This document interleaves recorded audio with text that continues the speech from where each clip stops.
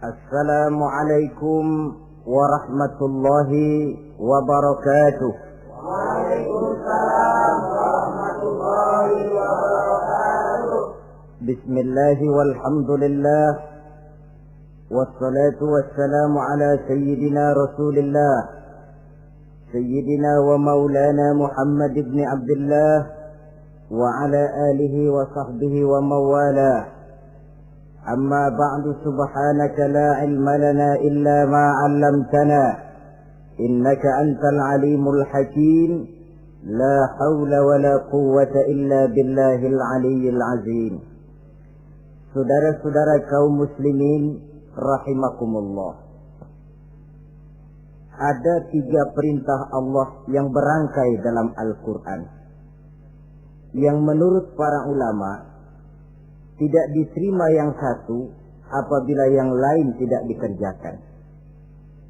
Di antaranya ayat aqimus shalah wa atuz zakah. Yang kedua ati'ullaha wa ati'ur rasula. Dan yang ketiga ayat anishkurli wali walidaika.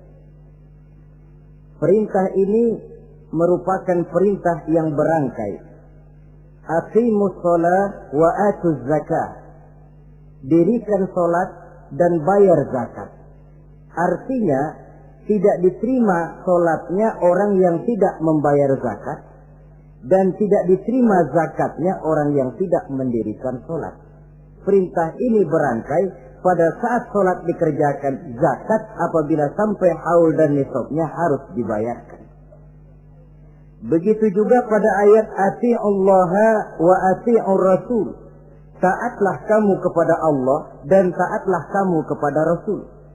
Tidak diterima taat kepada Allah kalau membelakangi Rasul, dan tidak diterima mentaati Rasul kalau tidak mentaati Allah. Keduanya berangkai dan tidak terpisahkan satu dengan lainnya. Taat kepada Allah artinya harus taat juga kepada Rasul. Mengamalkan Quran artinya juga harus dengan mengamalkan sunnah. Oleh karenanya sering diingatkan, usaha memisahkan umat Islam dari Islamnya selalu diawali dengan memisahkan umat Islam dari ulamanya. Dan ini bukan urusan baru. Sejak zaman dahulu, orang-orang yang anti kepada Islam selalu berusaha memisahkan umat Islam dengan Islamnya. Caranya pertama dipisahkan umat dari ulama. Kalau cara ini berhasil, mereka masuk kepada tingkat yang kedua, ditanamkan keraguan kepada sunnah. Kalau cara ini pun juga mereka berhasil, masuk kepada bagian ketiga yang terpenting, menanamkan keraguan kepada Al-Quranul Karim. Kalau umat sudah meragukan Al-Quranul Karim, maka tidak ada lagi yang bisa diharapkan. Oleh karena itu, ati'ullah dan ati'ur rasul tidak bisa dipisahkan satu sama lain. Apabila kita mengamalkan ajaran Quran, seiring dengan itu kita juga harus menegakkan sunnahnya. Adapun ayat yang ketiga yang merupakan perintah berangkai ini, anishkurli wali walidaika, kata Allah. Hendaklah engkau bersyukur kepadaku dan bersyukur kepada ibu bapakmu. Bersyukur kepada Allah tapi tidak bersyukur kepada ibu bapak tidak diterima. Bersyukur kepada ibu bapak tapi tidak bersyukur kepada Allah juga ditolak. Oleh karenanya keduanya tidak bisa terpisahkan satu sama lain. Orang yang pandai bersyukur kepada Allah, dia harus pandai juga bersyukur kepada ibu dan bapaknya. Bersyukur kepada ibu bapak artinya berbakti kepada kedua orang tua kita. Kalau kita perhatikan, dan inilah pokok yang akan kita bicarakan pada pertemuan ini, soal berbakti kepada ibu dan bapak. Kalau kita perhatikan, kedudukan kedua orang tua dalam Al-Quran itu tinggi sekali. Kita baca misalnya dalam surah Al-Isra ayat 23. Di sana menjelaskan, وَقَضَى رَبُّكَ أَلَّا تَعْبُدُوا إِلَّا إِيَّهُ وَبِالْوَالِدَيْنِ إِحْسَانًا.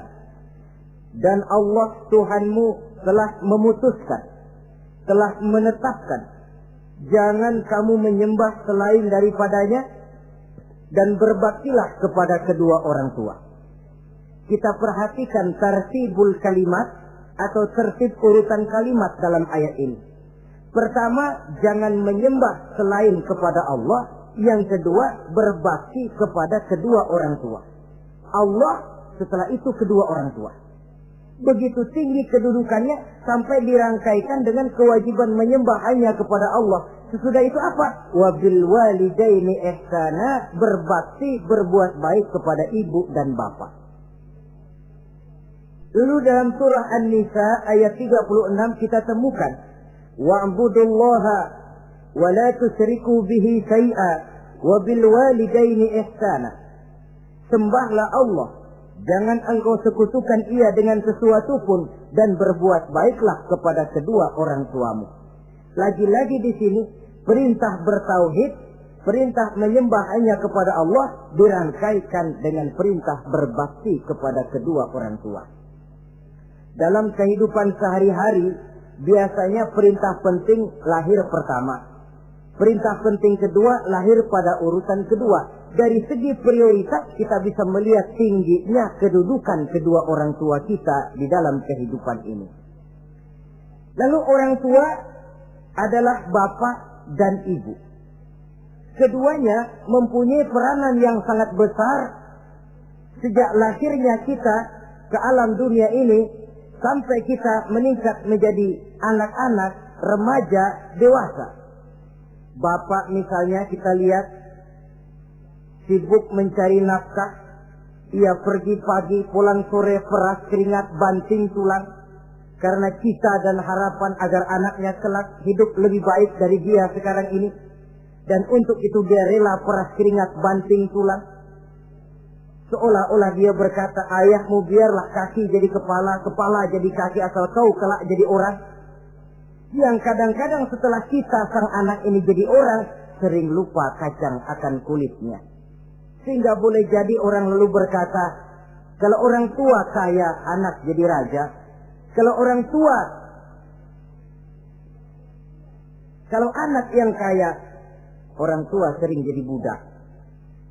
Orang tua kaya, anak jadi raja. Apa yang dia mau jadi kenyataan. Tapi kalau anak yang kaya, kadang-kadang orang tuanya yang jadi budaknya. Lalu di samping sibuk mencari nafkah, bapak juga memberikan perlindungan dalam kehidupan ini.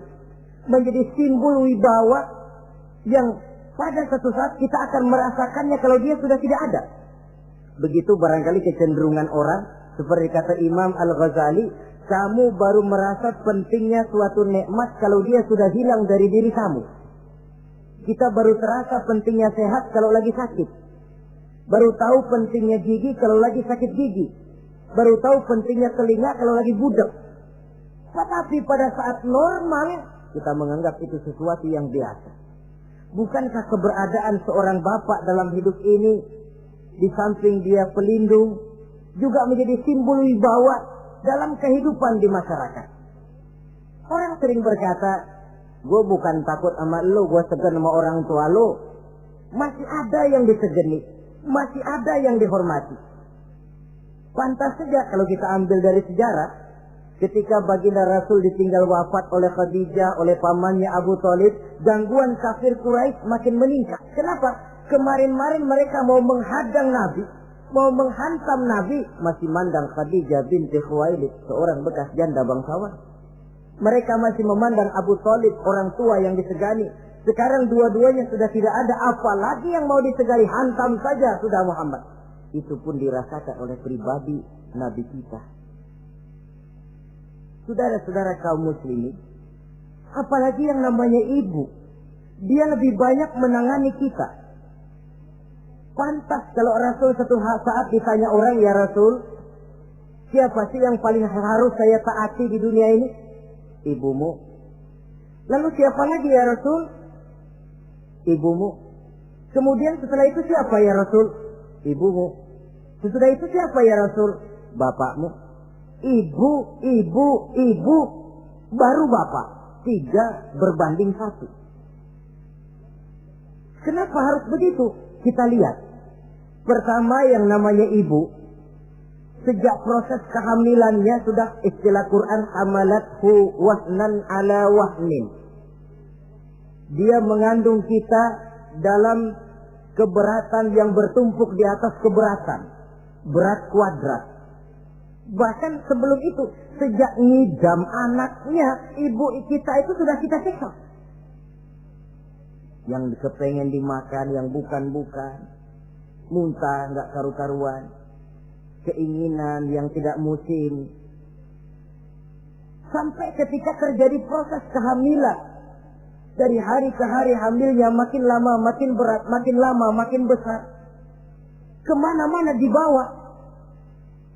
Belum pernah ditaruh. Ini berat mau ke pasar, taruh dulu sebentar. Tidak. Itu ya saudara, orang hamil itu ya, saya sendiri alhamdulillah belum pernah hamil. Tapi kalau kira-kira 2 kilo, itu ada itu.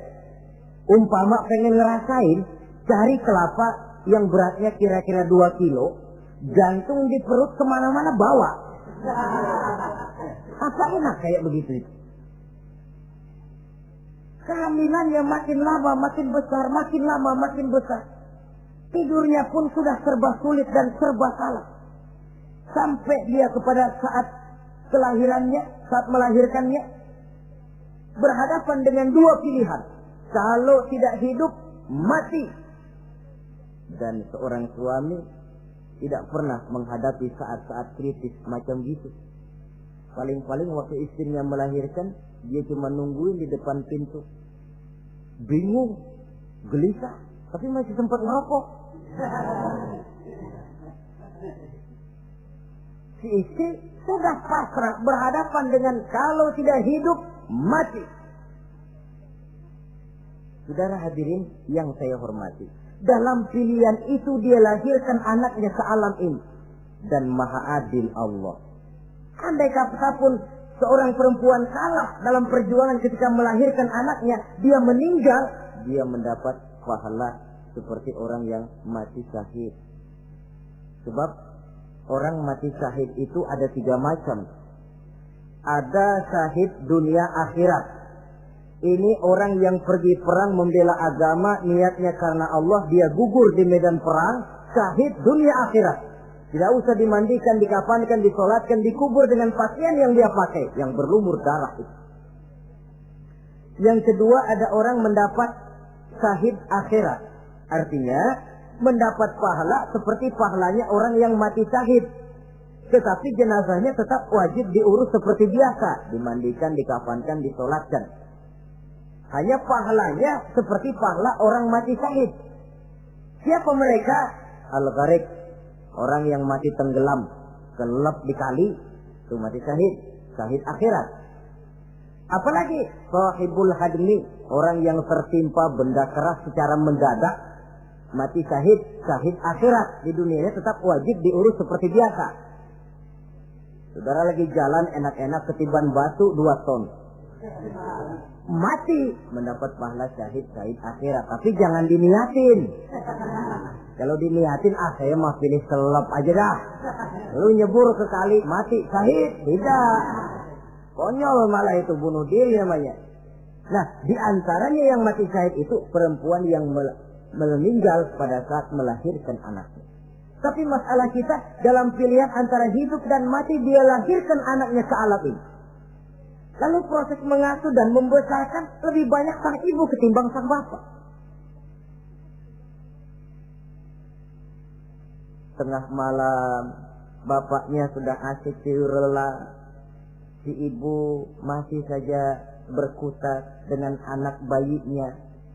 Dibungkusnya pakaian, si anak pun pipis digantinya itu. Setelah itu dijaganya juga dari gigitan nyamuk. Sehingga pepatah bilang kasih ibu sepanjang jalan, kasih anak sepanjang galah. Ini berarti bahwa bagaimanapun upaya hendak menebus jasa daripada ibu, memang sulit untuk tersebut. Oleh karenanya saudara-saudara, pantas saja kalau Nabi sampai 3 kali ibumu, ibumu, ibumu, setelah itu bapakmu. Nah, oleh karenanya apa sebenarnya kewajiban seorang anak kepada kedua orang tuanya? Dengan kata lain, bagaimana kita berusaha untuk berbakti kepada ibu bapak ini? Di dalam kitab Tanbihul Ghafilin ada dijelaskan, lil walidi 'alal waladi asharatu huquqin. Orang tua mempunyai 10 hak terhadap anaknya. Dengan kata lain, kewajiban anak kepada orang tuanya ada 10. Pertama, at-ta'am in ihtaja. Memberikan kedua orang tua makan kalau dia keduanya memerlukan makanan. Malah yang lebih ideal dia usahakan agar makanan yang diberikan kepada kedua orang tuanya lebih baik dari yang dia makan sendiri. Kita kadang-kadang beli juga kue, buahan, tapi kita sortir dulu. Di rambutan yang kontes-kontes kasih babak sono. Saudara hadirin yang saya hormati, suatu saat Nabi Musa pernah memohon kepada malaikat Jibril, "Ya Jibril, tolong tunjuki siapa kira-kira teman saya di surga nanti." Lalu Jibril mohon kepada Allah, Allah memberitahu Jibril kasih tahu Musa, temannya di surga nanti tukang daging di pasar, jualannya di pojok parasnya begini-begini, semin. Nabi Musa ingin tahu apa keistimewaan tukang daging ini kok akan jadi teman saya di surga nanti. Dia samperin, "Assalamualaikum." "Waalaikumsalam." Lalu kenalan. Setelah datang waktu pulang, Nabi Musa ikut ke rumah tukang daging ini. Diambil daging, sampai di rumahnya itu daging dia rebus. Dia rebus, matang, dia hidangkan kepada ibunya yang sudah tua renta. Disuapinnya ibunya. "Tiap hari kamu kerjakan ini?" "Tiap hari," kata si anak tadi. "Saya beri makan kedua orang tua ibu saya yang sudah tua renta itu." Si ibu setelah disuapin oleh anaknya berdoa, "Allahumma ja'al ibni jalisa Musa fil jannah." Ya Allah, jadikanlah anak saya ini teman Nabi Musa di surga nanti. Amalan si anak cuma nyuapi ibunya, tapi doa ibunya itu yang dijawab dan diterima oleh Allah. Si ibu berdoa, "Ya Allah, anak saya ini jadikan teman Nabi Musa di surga nanti." Allah kabulkan doa ibu yang tiap hari disuapi diberikan makan oleh anaknya. Jadi taruhlah kita sebagai anak ini, ibadah kita barangkali menyebabkan doa kita belum begitu diterima oleh Allah. Permohonan kita barangkali masih nyangkut di langit. Tapi jikalau kita bisa menyenangkan hati ibu bapak kita yang mendoakan kita, insya Allah makbul. Sebab orang tua itu doanya makbul, sumpahnya juga manjur. Kalau ibu sudah berkata, "Nak, air mata yang tertumpah terurai untuk mengasuh dan membesarkanmu, nak. Air susu ibu yang kau minum sampai kau tumbuh menjadi dewasa semacam ini, seluruh cucuran keringat dan jerih payah ibu rela, nak. Mudah-mudahan kau jadi orang berguna. Insya Allah hidup ada berkahnya." Tapi kalau hati orang tua sudah masghul, apalagi sampai keluar sumpahnya, banyak legenda-legenda, entah itu yang namanya si maling kundang, anak durhako, entah itu riwayat-riwayat lain yang menjelaskan bahwa tidak ada keberkahan yang bisa tegak tanpa doa dari ibu dan bapak. Saudara-saudara kaum muslimin yang saya hormati, memberikan makan kepada kedua orang tua. Sekarang kalau kedua orang tua mampu bagaimana? Tidak jadi soal. Tidak jadi soal orang tua mampu atau tidak kita memberikan, mengirimkan makanan. Apalagi kalau orang tua kita sudah lanjut usianya, ialah kalau umur 40-50 tahun masih bisa makan sendiri. Tapi pada saat saudara yang berbahagia dikaruniai orang tua berumur panjang, 70, 80, 90 tahun, sesuai dengan janji Allah, "Wa man nu'ammirhu nunakkishu fil khalqi." Siapa yang kami panjangkan umurnya, kami kurangi bentuk kejadiannya. Artinya berkurang nikmat Allah itu. Panjang umur, nikmat berkurang. Artinya mata sudah lamur, pikiran sudah rada pikun. Nunakkishu fil khalqi. Berkurang kejadian asalnya itu. Kesempurnaannya sudah tidak ada lagi. Mengurus orang tua macam begitu memang kalau nurutin pegelnya ya makan nasi. Kadang-kadang karena pikun pagi-pagi pengen kita beli es puket. Makan. Lagi zaman susah tukang bubur kepengen makan bubur. Tapi di situ ujian. Begitulah dahulu orang tua kita melayani kita dikala kita belum masih merah, belum bisa berbuat apa-apa, belum punya pilihan, tapi mereka sabar, mereka ikhlas. Tidak sabarkah kita? Tidak ikhlaskah kita di hari tua mereka? Kita mengasuh dan melayani mereka. Kadang-kadang karena rewel, anak kelepasan omong, udah tua, rewel aja. Hancur hatinya. Dalam keadaan tidak berdaya, mendapat kata yang tidak enak lagi dari anak-anaknya.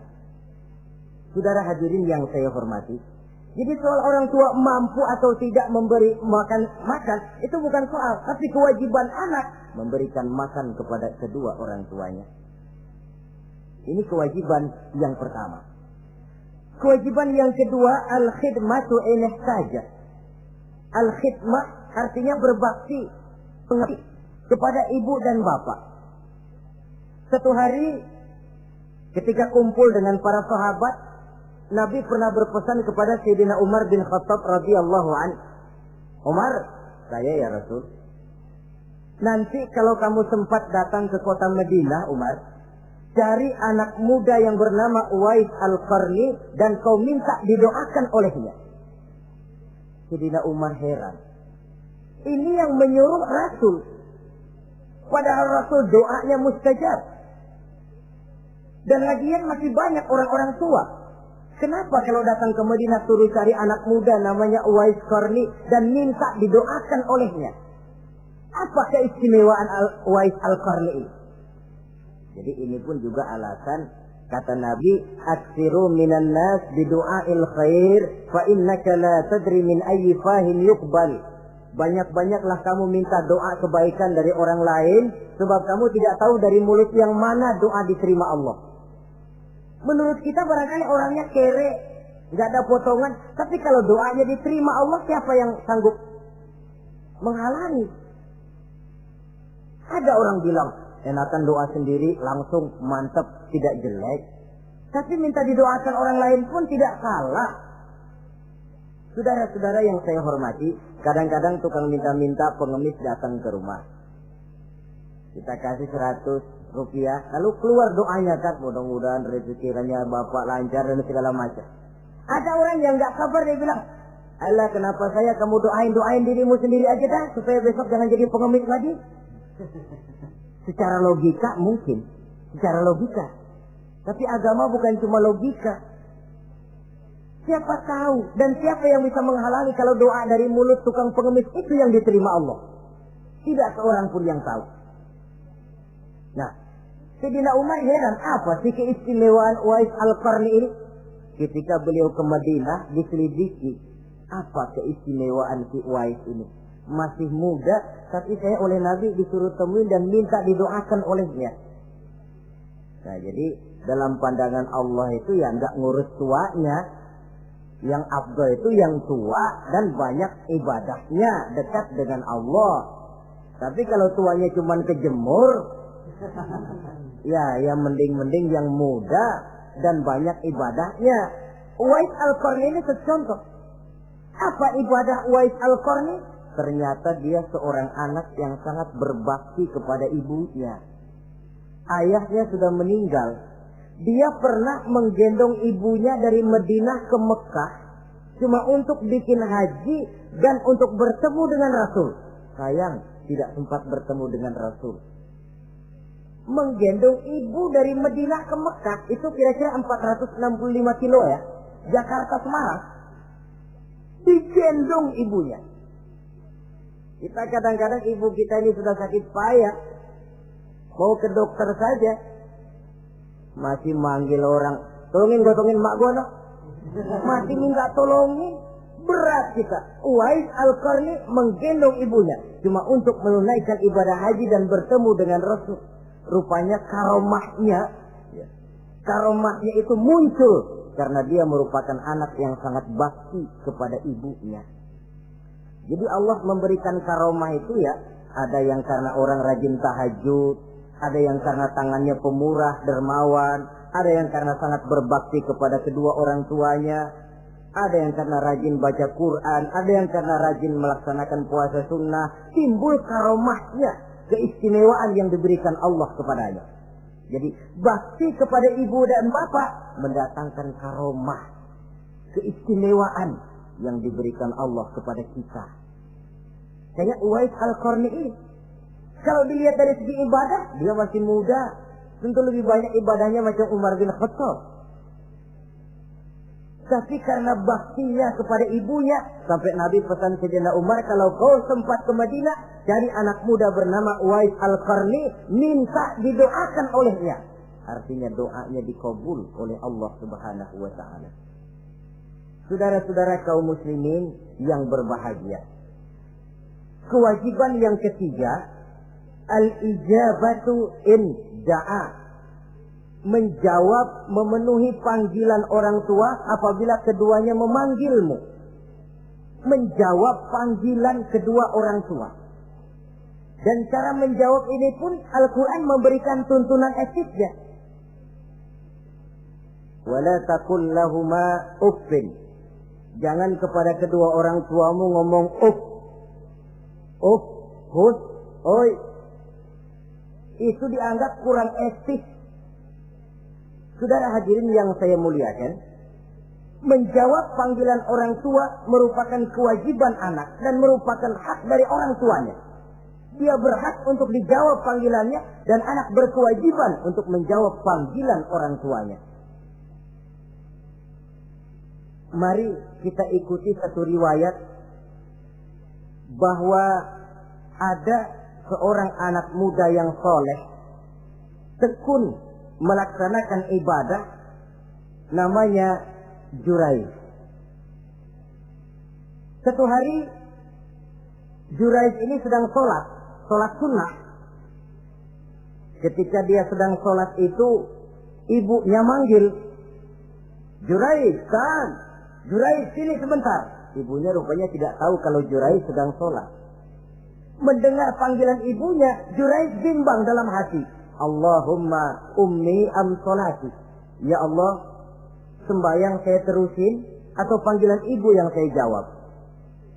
Saya sholat sunnah, tapi menjawab panggilan ibu wajib. Mana ini? Bimbang. Dia, ibunya manggil lagi, Jurayj ta'ali, Jurayj sini. Makin bimbang. Allahumma ummi am sholati. Ya Allah, yang mana?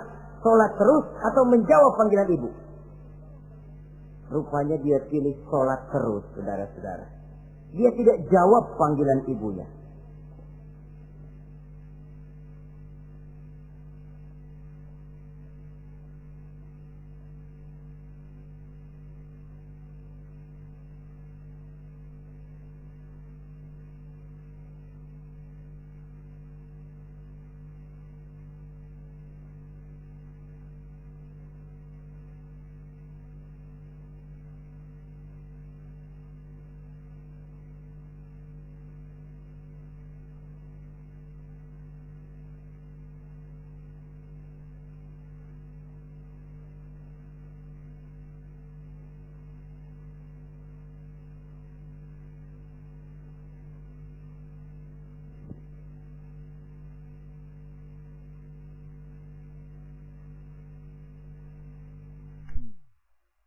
Karena panggilannya tidak dijawab ini, mangkel rupanya hati sang ibu.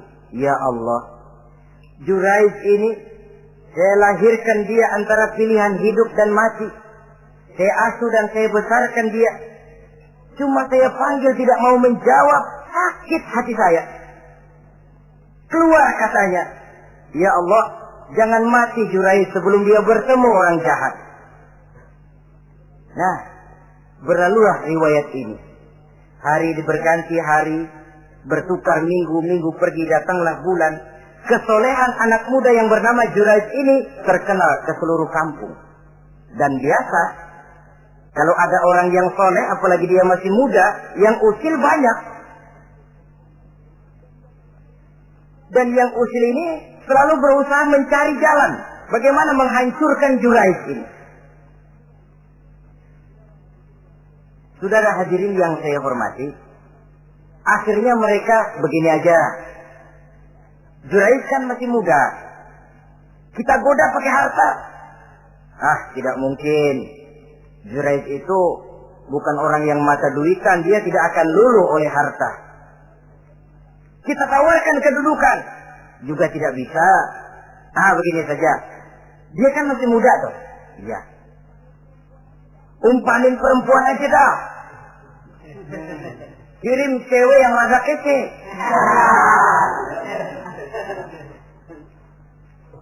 Dicarilah perempuan untuk menggoda Jurais ini. Sampai satu malam Jurais sedang ibadah di mihrab dalam masjid. Masuk perempuan ini dengan langkah gemulai, dengan suara merdu mendayu-dayu, mencoba merayu, membujuk, mempedaya, mempesona Jurais. Tapi enggak kena. Sejak dari berpakaian lengkap si perempuan ini, sampai bahasa Arabnya uryanun thalik, tanpa sehelai benang pun lagi lekat di badannya. Menggoda Jurais, memegang Jurais, muter-muter di depan Jurais, tanpa selembar benang pun lekat di badannya. Jurais mantap. Si perempuan karena sudah kadang merasa dibayar lalu nggak berhasil kan malu. Akhirnya dia keluar dari masjid, dia pergi ke sebuah kampung, di sana dia berzina dengan seorang pengembala kambing dan hamil. Ketika hamilnya besar, si perempuan ini kemana-mana pidato. Saudara-saudara, kenal nggak Jurais? Kenal. Yang katanya rajin benar ibadah tuh, yang mainannya di masjid melulu, yang mainannya tasbih melulu. Nih, perut saya nih. Dia urusannya tuh. Jurais, apa betul? Oh. Akhirnya Jurais dicari orang, macam-macam, yang caci maki, bahkan ada yang bikin pakai batu sampai berdarah kakinya, berdarah tangannya. Caci maki orang sudah nggak karu-karuan. Masjid lo ya, topeng doang lo. Saudara hadirin yang saya hormati, kita lihat di sini, Jurais sedang sholat sunnah, dipanggil oleh ibunya, tidak menjawab. Cuma itu ilasnya. Dan ibunya pun tidak tahu kalau Jurais sedang sholat. Keluar omongan yang tidak enak dan omongan itu manjur. Kata Jurais, saudara-saudara begini, apakah di antara saudara-saudara ada yang lihat saya melakukan zina dengan perempuan ini? Tidak ada. Lalu atas dasar apa saudara menuduh saya? Ya pengakuan si perempuan tadi. Nggak bisa dong kalau nggak ada saksi. Sekarang begini saja. Bagaimanapun saya ngotot, saudara nggak percaya, kita tunggu saja sampai si bayi ini lahir. Kita tanya dia nanti siapa bapaknya. Baiklah kalau begitu. Ditunggulah saat kelahiran sang bayi. Begitu bayi itu lahir ke alam ini, bron merah, masih orok. Setelah dibersihkan, ditekan perutnya oleh Jurais, ya gulam, kul man abuk. Bayi, tolong kasih tahu siapa bapakmu. Dengan izin Allah itu orok, bayi yang masih merah ngomong, bapak saya tukang ngangon kambing di kampung Ano. Kata Jurais tuh kan, gua tuh juga bukan gua ya. Gak percaya sih ente, main sabot aja. Begini akhirnya nih, ternyata sedang sholat sunnah dipanggil, tidak menjawab, ibunya mangkel, keluar omongan tidak enak, itu masih manjur. Apalagi kalau nggak lagi ngapa-ngapain, dipanggil nggak jawab, atau menjawab dengan panggilan yang nyakitin hati, tentu saja lebih manjur lagi ucapan orang tua kita itu. Saudara-saudara yang saya hormati, jadi kewajiban ini al-ijabatu inda'a, menjawab apabila dipanggil. Teorinya mudah ini, prakteknya yang sulit. Pada suatu saat kita sedang menghadapi urusan yang sangat penting, orang tua manggil. Pada suatu saat kita sedang menghadapi tamu untuk sesuatu yang vital, orang tua manggil. Pada saat semacam itu, seperti ada hadis, tuan rumah wajib menghormati tamu. Itu sih mudah dalam situasi normal. Tapi coba malam kita sudah nggak tidur, begitu mau tidur baru mau ngelayat, assalamualaikum tamu. kondisi begini untuk mengamalkan hadis tadi bisa apa tidak menghormati tamu dalam kondisi yang memang kita ini sudah mestinya istirahat. Mestinya kan hati kita, kamu nggak tahu diri banget, gue mau tidur, datang. Kalau kondisinya normal, menghormati tamu bukan sesuatu yang sulit. Begitu juga menjawab panggilan orang tua ini. Kalau kondisinya normal, mudah. Tapi dalam kondisi di mana kita berhadapan dengan pilihan ini atau ini, di situ akan kelihatan bakti anak kepada kedua orang tuanya. Yang keempat, kewajiban anak al-ita'atu in amara ghairi maksiyatin. Taat kepada ibu bapak sepanjang perintahnya tidak untuk maksiat kepada Allah. Kalau sudah perintahnya untuk maksiat, gugur kewajiban untuk taat.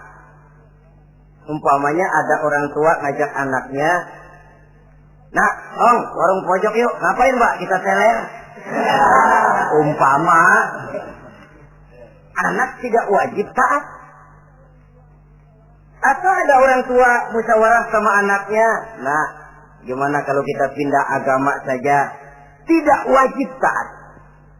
Sepanjang perintah itu tidak untuk melakukan maksiat kepada Allah, anak wajib taat. Dan jangan lupa, kewajiban taat kepada kedua orang tua di bawah kewajiban taat kepada Allah dan Rasulnya. Allah dan Rasulnya, setelah itu ibu bapak. Apabila perintah tidak untuk melakukan maksiat, maka anak wajib untuk melakukan taat kepada kedua orang tuanya. Ini kewajiban yang keempat. Apatah lagi kalau cuma sekedar diperintah ngaji, diperintah sekolah, diperintah melakukan membantu pekerjaan yang ada di rumah. Itu sudah perintah yang di samping bermanfaat buat keluarga, juga menyangkut hari depan kita sendiri sebagai anak. Kadang-kadang memang kita mengukur dari sudut kepentingan kita tanpa melihat jauh ke depan. Misalnya, ada anak pulang sekolah langsung ambil layangan sama benang berangkat ke lapangan. Orang tua karena melihat jauh ke depan, anak ini lelahnya belum hilang. Dipanggil, "Nak, pulang nak, jangan main layangan. Sini dulu kau istirahat, makan, sholat, tidur siang nak. Nanti bangun tidur barulah main." Si anak mungkin hatinya ngedumil, "Bapak, orang main layangan aja dilarang." Ini kesan yang timbul. Orang main layangan saja kok dilarang. Padahal larangan ini adalah untuk kemanfaatan dan kemaslahatan si anak itu sendiri. Tapi anak tidak mau mengerti. Yang dia tahu, dia dilarang main layangan. Itu cuma karena pandangannya yang tidak jauh menerawang ke depan. Pepatah bilang, sekejam-kejamnya macan tidak ada yang makan anaknya sendiri. Artinya bagaimanapun kondisinya, orang tua itu tidak ada yang akan sampai untuk menyengsarakan anaknya. Saudara-saudara kaum muslimin rahimakumullah. Jadi yang keempat, kewajiban untuk taat sepanjang tidak melakukan maksiat kepada Allah Subhanahu wa taala. Yang kelima, at-takallum ma'ahu bil-lin. Apabila bercakap-cakap dengan kedua orang tua, hendaklah dengan tutur kata yang lemah lembut. Wala tanharhuma wala taqul lahumā uffin wa qul lahumā qawlan karīmā. Jangan membentak, jangan uff saja, hus saja, itu sudah tercela dan tidak boleh menurut ajaran agama. Apatah lagi sampai membentak, maaf, apalagi sampai melakukan tindakan kekerasan. Menendang orang tua, na'udzubillah, summa na'udzubillah. Memukul orang tua sendiri, Allah karim. Orang tua yang menyebabkan secara zahir keberadaan dia ke alam ini, sampai hati ditendang, dipukul, dibangsat-bangsati. Tidak ada kedurhakaan yang lebih berat selain daripada kedurhakaan kepada kedua orang tua sesudah orang menyekutukan Allah. Sehingga pantas kalau Nabi memberikan vonis, ridullah fi ridul walidain wa suhtullah fi suhtil walidain. Keredoan Allah di dalam keredoan ibu bapak, dan murka Allah pun berada dalam kemurkaan ibu bapak. Ibu bapak ridho, Allah insya Allah ridho. Ibu bapak murka, Allah murka.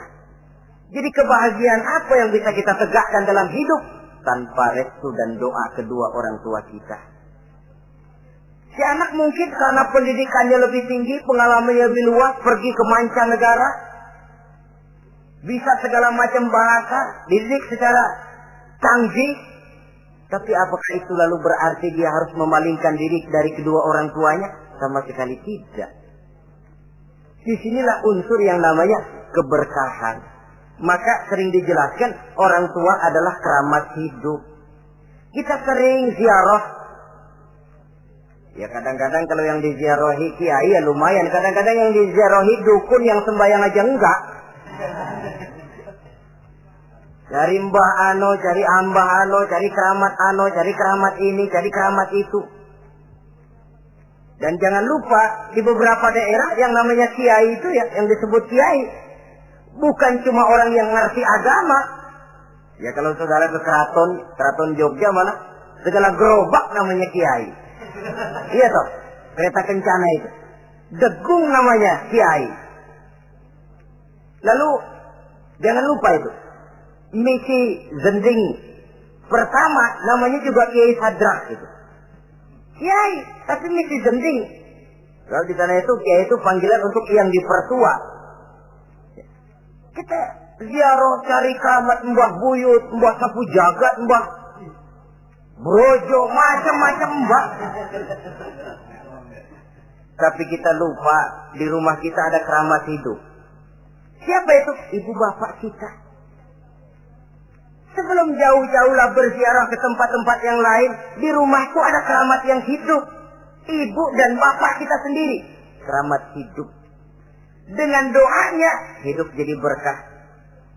Tapi kalau kita sakiti hatinya, hidup ini lalu jadi sempit, jalan bagai tertutup. Maka berbahagialah seorang anak apabila dia sudah sanggup melakukan satu bakti yang bisa menyenangkan hati kedua orang tuanya. Bercakap-cakap, berbicara dengan lemah lembut.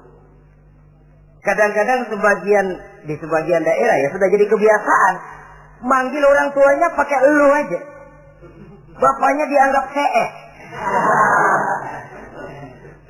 Salaman juga main kedet aja. Halo be. Di samtu bapaknya nggak boleh meleng, main buat aja. Dari panggilan saja, saudara hadirin yang saya muliakan, sudah memberikan cermin. Sebab bahasa adalah cermin dari pribadi orang. Kalau kepada orang tua kita sendiri kita memakai ke bahasa yang kasar, cermin bahwa pribadi kita memang pribadi yang kasar.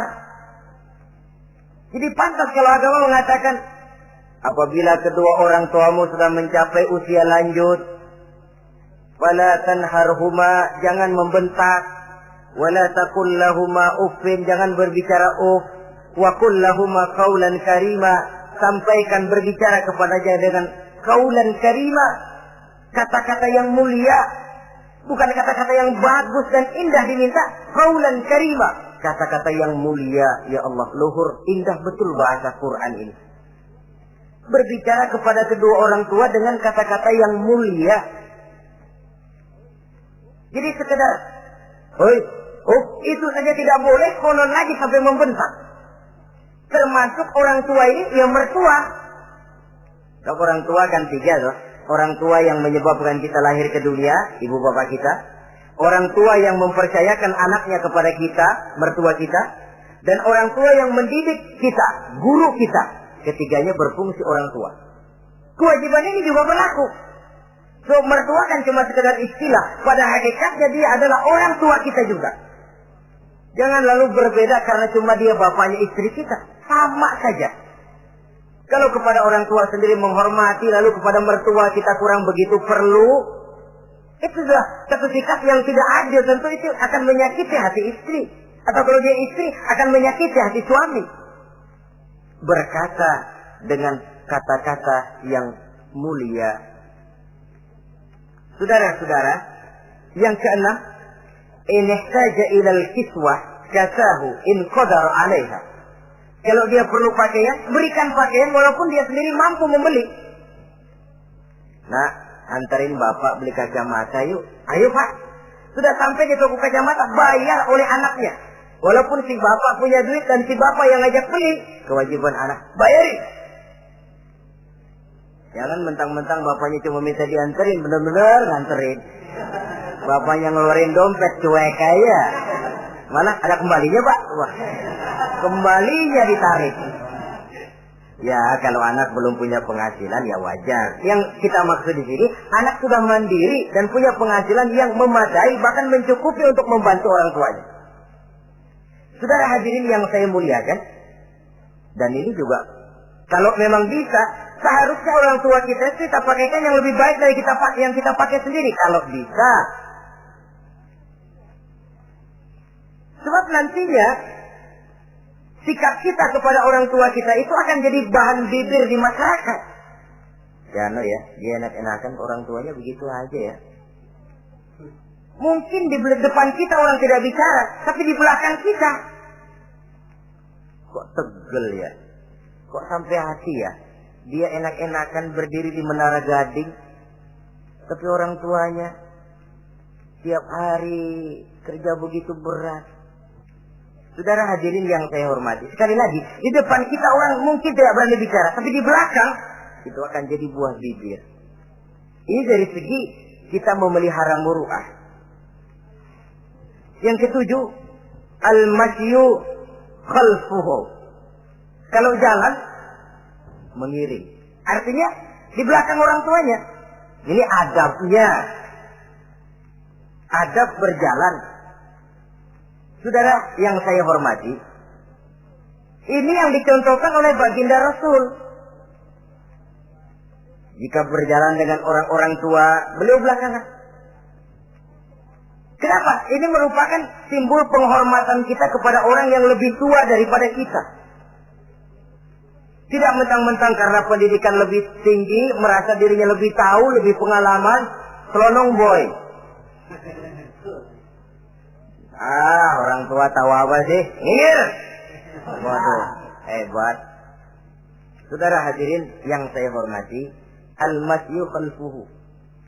Berjalan di belakangnya. Begitu juga untuk mengemukakan pendapat. Kalau suatu saat orang tua mengajak musyawarah, dengarkan dulu omongannya, tangkap seluruhnya. Kalau kita merasa bahwa itu salah, jangan lalu dipotong. Salah, Pak. Jangan begitu. Bapak kolot sih. Salah. Jangan. Sebab itu akan menyakiti hatinya. Kalau hatinya terluka, itu sudah merupakan suatu dosa. Melukai hati kedua orang tua. Kalau toh dianggap kita diminta mengemukakan pendapat, kemukakan pendapat itu. Kalau menurut saya sih begini. Dan itu memang orang tua yang bijaksana. Dia juga tidak cuma memaksakan pendapatnya, tapi juga minta pendapat dari si anak. Ada timbal balik. Sistemnya komunikasi keseimbangan. Inilah makna ucapan Nabi. Bukan termasuk golonganku, kata Nabi. Orang tua yang tidak sayang kepada anak muda, dan orang muda yang tidak menghormati orang tua. Bukan golonganku. Jadi seimbang tuh. Yang tua sayang yang muda hormat yang tua. Tapi yang tua jangan minta dihormati. Ini kewajiban orang muda, hormati. Kewajiban yang tua apa? Sayangi yang muda. Jangan mentang-mentang yang muda harus menghormati yang tua. Lalu yang tua minta dihormati, gila hormat. Doakan tuaan lo, kalau salaman sama gue cium tangan ya. Pokoknya kalau lo nggak nanya, gue nggak nanya. Mentang-mentang tua lalu pasang tarik. Tidak, malah kalau menurut tradisi Islam ya, tradisi Islam saya katakan, Nabi itu siapapun yang beliau temui, beliau yang pertama kali memberi salam. Sebab bila dua orang muslim ketemu, yang terbaik adalah yang pertama ngasih salam. Si A, si B ketemu. Siapa yang paling baik di antara keduanya? Yang duluan ngucap salam. Jadi berebut ngucap salam. Kita zaman sekarang kadang-kadang kita sudah assalamualaikum yang nyautin kayak sirawan. Mukanya pakai ditekuk. Kita sudah yang muda mau menghormati, yang tua malah gila hormat. Yang muda jangan cuma minta disayangi, tapi nggak sanggup menghormati yang tua. Sistem keseimbangan. Yang tua sayang yang muda hormat kepada yang tua. Kalau ini terwujud, nikmat kehidupan bermasyarakat ini. Kadang-kadang kan pincang, yang tua nggak sayang sama yang muda. Ada bakat-bakat terpendam yang mau maju dianggap saingan. Kalau yang begini maju rusak gua nih. Lalu diseken. Lalu yang muda pun karena merasa pendidikan lebih tinggi, pandangan lebih luas, nyelongcong jadinya. Kurang ajar sama yang tua. Timbul gap, timbul misunderstanding, salah pengertian. Kalau sudah begitu, kesatuan dan persatuan sulit diwujudkan. Maka usaha pun lalu tidak seperti yang seharusnya. Saudara-saudara yang saya hormati, yang ke-8 sekarang, kewajiban anak itu apa? Al-irda'u lahu bima radiya li nafsihi. Mencari keredoan dari orang tua tentang sesuatu yang dia ridho. Artinya, orang tua kita senang apa? Kita berusaha senang itu. Mengukur orang tua itu dengan diri. Ukurannya diri. Yang orang tua kita senang, kita berupaya senang. Orang tua kita senang ngaji, berusahalah kita untuk senang hadir di majelis taklim. Orang tua kita senang baca Quran, kita juga berupaya senang baca Quran. Sebab yang paling membesarkan hati orang tua sesungguhnya tidak lain kalau dia melihat anaknya ini sesuai dengan yang dia harapkan. Oh, kalau sudah begitu orang tua itu cucuran keringatnya, peras keringat banting tulangnya, jibakunya, rasanya hilang capeknya. Kebahagiaan orang tua tidak cuma kalau anaknya jadi kaya lalu mengantarkan makan, minum, buahan, peralatan yang serba lengkap, tidak. Lebih dari sekedar itu orang tua berharap dia bisa menerima pensiunan pahala dari meninggalkan anak yang soleh. Alangkah indahnya jika orang tuanya nanti wafat meninggalkan alam ini, anak-anaknya mengurus bumi di sekelilingnya, memimpin orang tuanya membacakan syahadat. Anak-anaknya juga yang memandikan, anak-anaknya yang menyolatkan, anak-anaknya yang menurunkan dia ke liang lahat, anaknya yang mendoakan. Alangkah nikmatnya orang tua macam itu. Tapi kan langka. Di samping karena memang orang tua kurang mengarahkan, anak pun kurang perhatian ke arah itu. Begitu bapaknya mati, ambil mana ambil, suruh mandiin. Akan lebih baik kalau anaknya yang mandiin. Tangga panggil nyembayangi, anaknya malah nonton dari jauh, enggak ikut nyembayangin, mau kok tegel. Kenapa enggak ikut nyembayangin? Ya enggak bisa sembayangin. Ya kalau macam Abu Nuwas dulu enggak bisa, masih ada akal. Ikut sembayang jenazah. Dia enggak tahu kalau sembayang jenazah itu cuma diri, enggak pakai ruku, enggak pakai sujud. Imam takbir dia takbir, begitu takbir kedua dia kira ruku dia. Habis takbir lagi sujud. Orang-orang gak ada yang sujud. Bingung. Selesai ditanya dia, Abu Nawas kenapa tadi pakai sujud? Dia bilang ini mayit dosanya kebanyakan.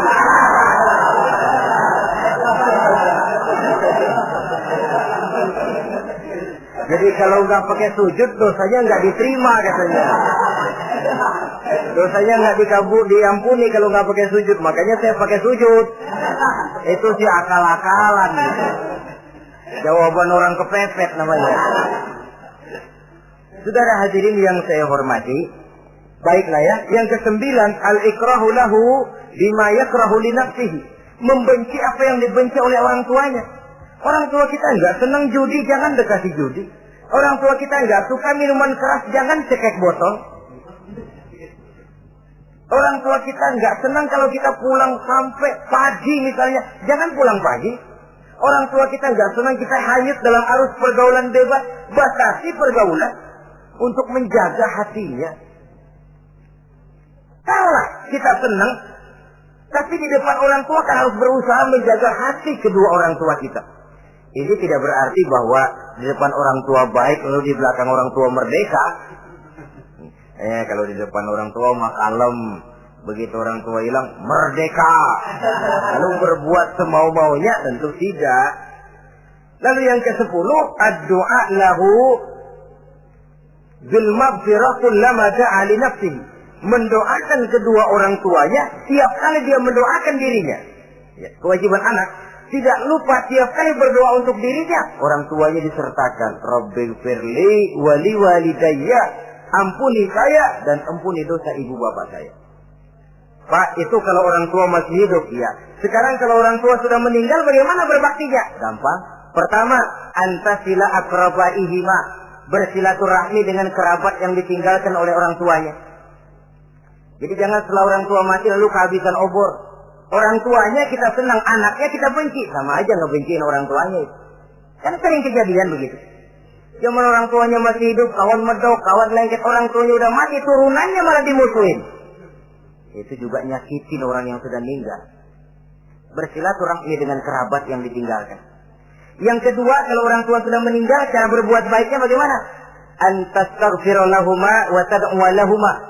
Mohon ampun dan mendoakan keduanya. Itulah jadi orang soleh nikmatnya. Sudah mati pun kita masih kebagian doa. Orang soleh kemana-mana didoakan orang. Dia lagi tidur, ada yang sembahyang. Dalam tahiyat dia baca, Assalamu alaina wa ala ibadillahi sholihin. Ya Allah, berikan keselamatan kepada kami dan kepada hamba-hambamu yang soleh. Ini orang yang soleh, semua orang soleh kebagian doa itu. Walaupun dia lagi tidur, tidurnya didoakan orang. Dia sudah mati, kuburnya diziarahi orang, dibacakan doa. Lain kalau bajingan, liwat di kuburannya orang, serem. Bajingan kemarin mati dipendam di sana. Lu jangan lewat sana, lu kesurupan. Liwat orang, ngeri. Bagaimana lagi mau mendoakan? Yang ketiga, orang tua yang sudah meninggal itu cara berbaktinya, wa anta tasaddaqu lahuma. Kalau ada rezeki, bersedekah atas nama keduanya. Pak, 100.000 untuk pembangunan masjid, saya lihat pahalanya untuk almarhum kedua orang tua saya. Insya Allah sampai. Oh, kalau tidak sampai, Rasul tidak akan mengajarkan badal haji. Untuk apa? Diajarkan badal haji artinya amalan orang yang masih hidup ada kaitannya dengan orang yang sudah meninggal. Bersedekah atas nama kedua orang tua. Saudara hadirin yang saya muliakan, mudah-mudahan Allah menjadikan kita anak yang bisa berbakti kepada kedua orang tua kita. Amin. Ini sajalah pertemuan kita yang singkat ini. Terima kasih atas segala perhatian dan mohon maaf atas segala kekurangan. Usikum wa nafsi bi taqwallah. Wassalamualaikum warahmatullahi wabarakatuh. Waalaikumsalam.